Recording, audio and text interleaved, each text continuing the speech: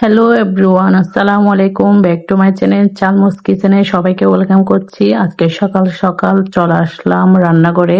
বাচ্চাদের জন্য কিছু একটা রান্না করতে হবে। কি রান্না করব ভাবতে ভাবতে পেয়ে গেলাম একটা নুডলসটা আজকে রান্না করব। এটা লেখা দেখে বুঝতেছে অবশ্যই এটা হচ্ছে বাইরের। যাই হোক, এটা এখন রান্না করব। একটু কাঁচি দিয়ে কেটে নিয়ে নিলাম। দেন এখন হচ্ছে কয়েকটা নুডলসের শাক নিয়ে নিব। এই তো আমি কয়েকটা নিয়ে নিলাম। এই তো সবাই অবশ্যই ভিডিওটা দেখবেন। আমার ব্লগগুলো আপনাদের কেমন লাগে অবশ্যই কমেন্ট করে জানাবেন, লাইক কমেন্ট শেয়ার করে পাশে থাকবেন। এই তো এখন হচ্ছে চুলাটা আমি অন করে দিয়ে দিলাম। দেন হচ্ছে আমি এখন একটু 1 চিমটি লবণ আর হচ্ছে একটু তেল দিয়ে দিলাম যাতে নুডলসটা একটু ঝরঝরে হয়। এই তো যখন পানিটা সিদ্ধ হয়ে এসেছে তখন নুডলসগুলো দিয়ে দিলাম। দেন হচ্ছে আসলে নুডলস বানানো তো বেশ আর কম সবাই পারে। আমি আমার মতো করে বাছতেছি, সেটা আপনাদের মাঝে জাস্ট শেয়ার করা।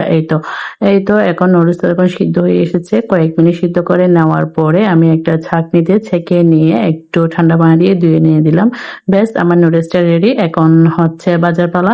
একটা প্যানে তেল বসিয়ে দিলাম। তেলটা বসিয়ে দেওয়ার পরে পেঁয়াজ কুচি, টমেটো কুচি, কাঁচামরিচ কুচি দিয়ে একটু এগুলো নরম হয়ে এলে দেন হচ্ছে 2টা ডিম অ্যাড করে দিয়ে দিলাম।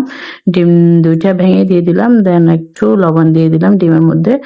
লবণ দেওয়ার পর হচ্ছে একটু নেড়েচেড়ে একটু যাতে জর্জরে হয়, ডিমটা একটু শক্ত হয়ে আসে। দেন হচ্ছে শক্ত হওয়ার পর আমি ধুয়ে রাখা নুডলসগুলো দিয়ে দিলাম। নুডলসগুলো দিয়ে এখন একটু নেড়েচেড়ে ভালো করে মিক্স করার চেষ্টা করতেছি, কিন্তু আসলে বাইরের দেশের নুডলসগুলো এরাতে এভাবে ভেজে খাই না হয়তো। এটা তো স্যুপের মতো করে রান্না করে খাই, কিন্তু এই নুডলসটা এত নাড়াচাড়া করার পরও 2টা ডিম দেওয়ার পর একদম ঝরঝরে, মানে ডিমগুলো মশলাগুলো নুডলসের গায়ে লাগেই না। তো যাই হোক, অনেক চেষ্টা করার পরে দেখি মোটামুটি আমার নুডলসটা রেডি। একটু ঝরঝরে, ডিমটা ভালো করে লাগাই নাই। এই তো মোটামুটি আমার নুডলসটা ভাজা শেষ। আজকের ভিডিও হচ্ছে এই পর্যন্ত। সব ভালো থাকবেন, সুস্থ থাকবেন। আল্লাহ হাফেজ।